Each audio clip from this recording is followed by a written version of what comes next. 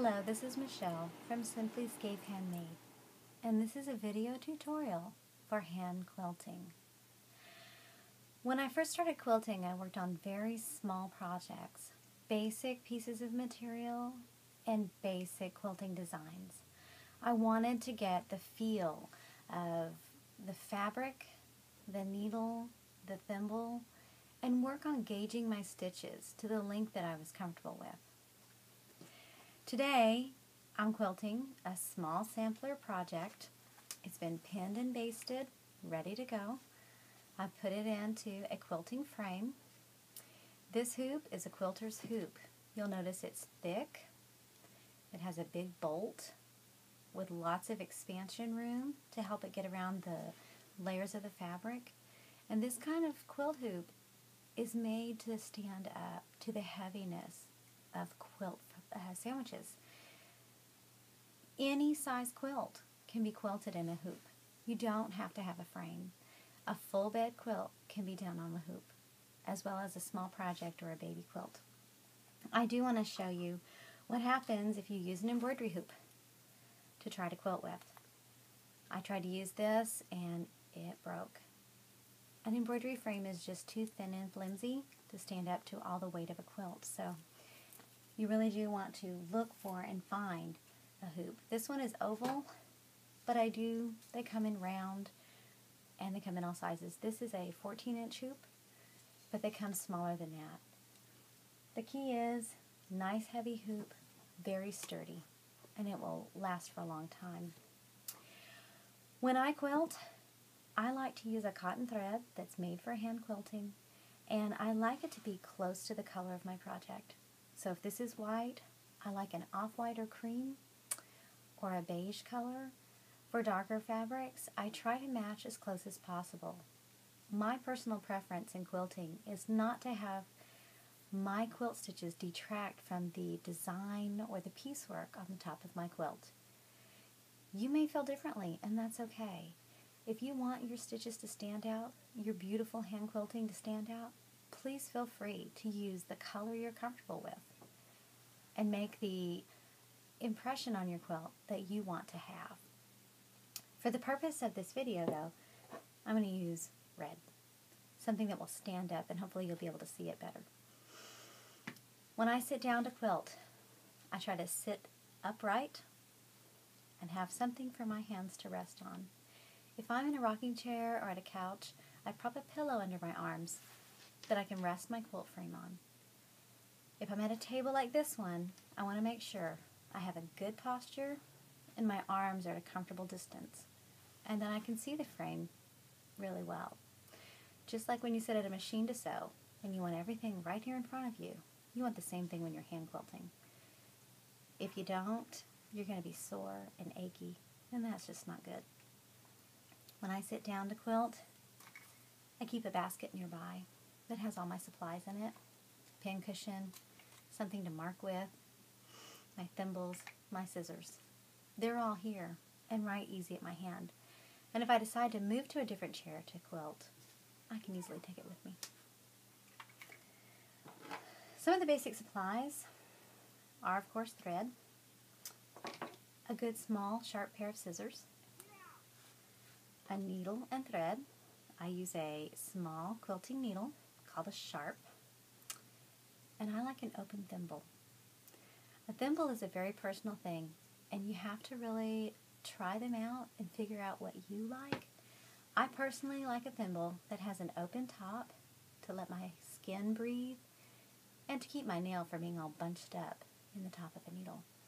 I don't quilt with the tip of my finger. I quilt with the front of my finger.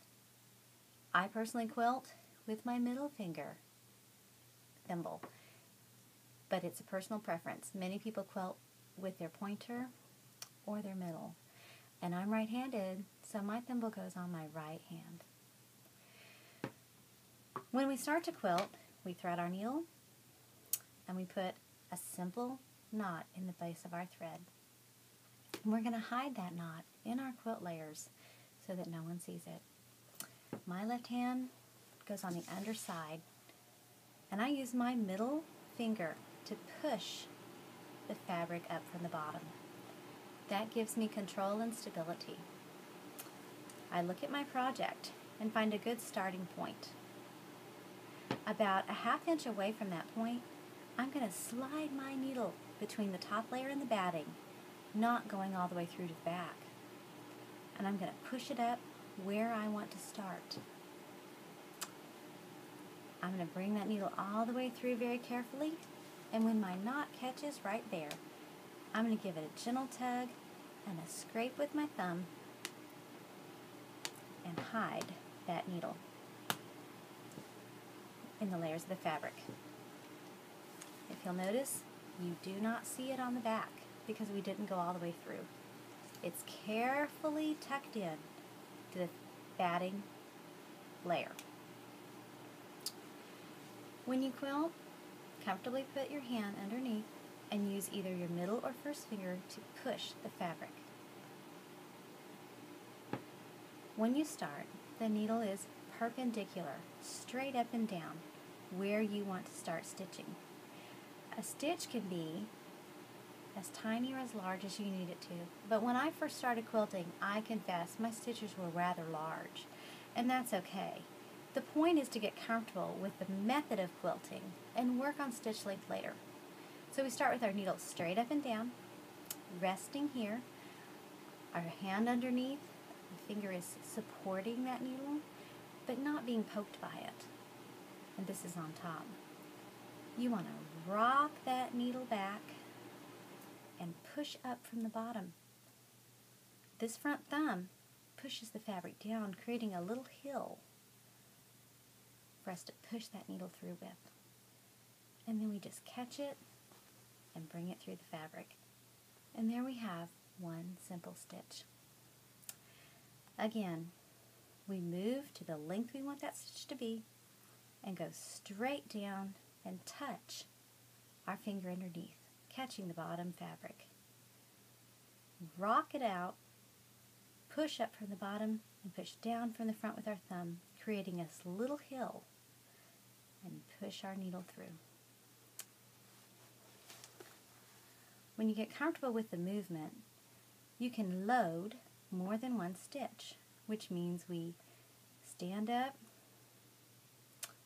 rock back, pop that needle just a little way, and then do it again, repeating the motion, and that's called loading a stitch. As you can see, there are 2 stitches on this needle right now. And we just push it through and pull it back. When I first started, I found it very difficult to get that motion going. So what I want to show you without the fabric is that you push it through all 3 layers. This needle wants to go all 3 layers, and it just bumps. The finger underneath is just pushing that back up like this. So when it goes through the fabric, it's just bumping our finger and pushing up. And then we use that thumb in front to hold the fabric down and slide that across. It takes time, and it's not something that you want to be frustrated or stressed with. Hand quilting is relaxing. Sit down, breathe, do a few stitches. If you feel tense, walk away and come back to it later. This is something I do when I'm sitting down listening to the radio, or the birds outside my window, or when I'm watching television. It's repetitive and comfortable. I hope that you'll take some time and practice doing some simple straight stitches on a piece of fabric and see how you like it. If you have any questions, please contact me at simplyscape@yahoo.com or leave a message in the comment box.